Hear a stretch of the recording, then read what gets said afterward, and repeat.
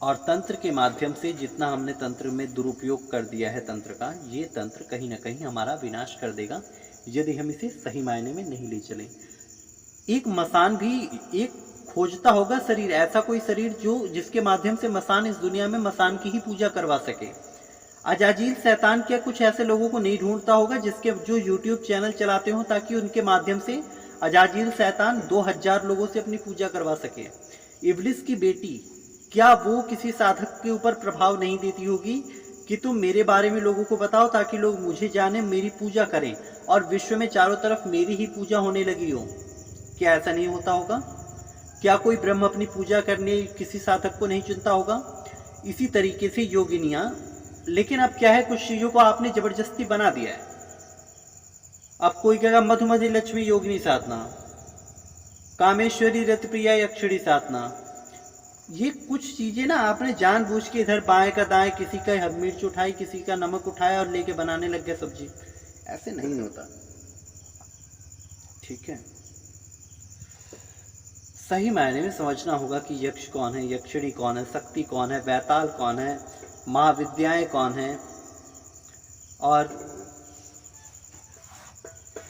एक बात मैं और कहना चाहूँगा कि जो आज हमारी संस्था में कुछ नियम बनाए गए हैं धन को लेकर के, कि कॉल यदि कोई करेगा तो उससे 251 रुपये शुल्क लिया जाएगा।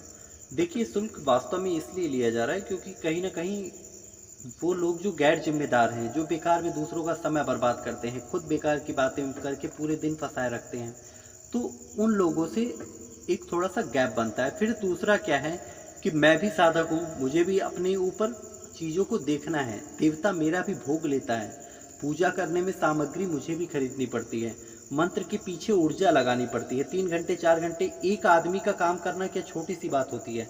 अगर 10 लोग आके मुझसे ये कहेंगे कि मेरे पेट का दर्द बंद हो जाए, 10 लोग, तो उन 10 लोगों पे ऊर्जा देने के लिए मुझे अकेले अपने आप को इतना शक्तिशाली बनाना पड़ेगा कि मैं उन 10 लोगों को ऊर्जा दे पाऊँ। और ये 10 लोग आज ऊर्जा एक दिन नहीं मांगेंगे कि ज़िंदगी में एक बार मांगेंगे, ये हर दिन मांगेंगे, हर रोज़ मांगेंगे, सुबह से शाम मांगेंगे। इस दुनिया में इतना दुख है कि कम करने चलोगे तो तुम मर जाओगे, लेकिन दुख लो दुनिया के तुम नहीं मिटा सकते। तुम कुछ लोगों को ही ठीक कर सकते हो, लेकिन कब कर सकते हो? जब उसके लिए आप भी अपनी शक्ति लगाओगे। संसाधन जरूरी हैं, इसलिए शुल्क रखा गया है। फिर भी हमारी संस्था के दरवाजे गरीब दुखी लोगों के लिए हमेशा खुले हैं। लेकिन यदि इस बात को भी कहा जाए तो इसका भी दुरुपयोग, कल से सभी लोग यही कहेंगे कि मैं गरीब हूँ, मेरे पास पैसा नहीं है कि मैं आपको धन दे के विद्या सीखूँ। सेवा करके सीखोगे, सेवा करोगे, धन नहीं लूँगा, सेवा करोगे। अब ये तर्क वितर्क की सेवा क्या होगी, कितने घंटा होगा, फिर वो सब बातें फिर वही उलझेंगी।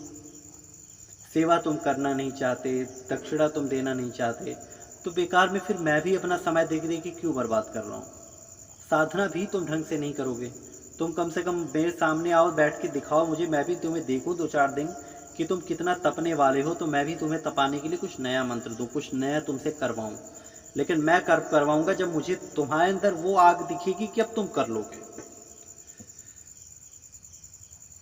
मुझे पता है कि ले दे के तुम 10वीं पास हुए हो, ले दे के तुमने 12वीं पास किया, तो मैं कहूँगा बैठ के यूपीएससी की तैयारी करो। जरूरी नहीं है, कैसे कर लोगे?